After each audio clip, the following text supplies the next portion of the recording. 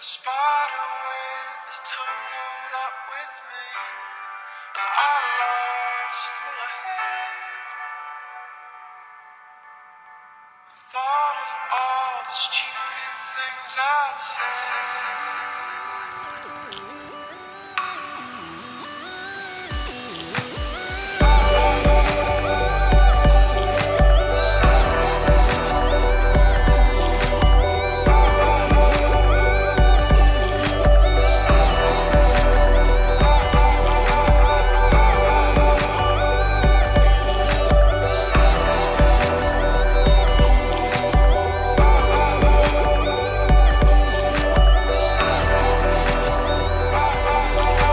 Dubaï.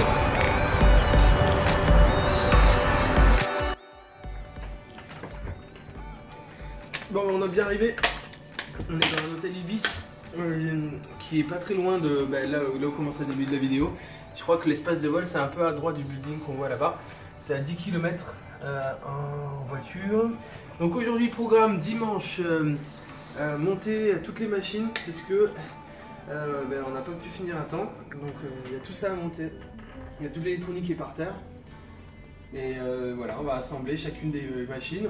Donc 3 machines en priorité, 4 bras de 4 mm et de 3 mm. Ça va être une course sûrement avec des LED comme on a vu à Phoenix.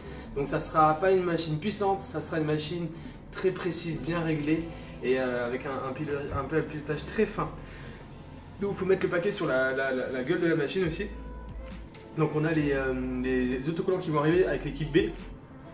Parce que hier on est parti avec le spotter, le pilote et le mécanique. Et ensuite on a le reste de l'équipe qui arrive dans la journée avec une voiture de location. Ils vont nous amener la partie décoration.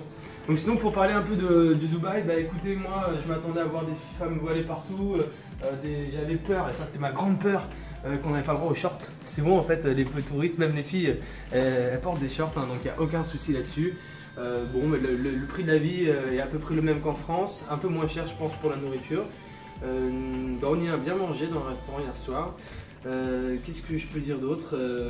On a croisé les gars de l'Hydra ce matin. L'Hydra en fait c'est une association américaine qui s'occupe d'organiser des courses.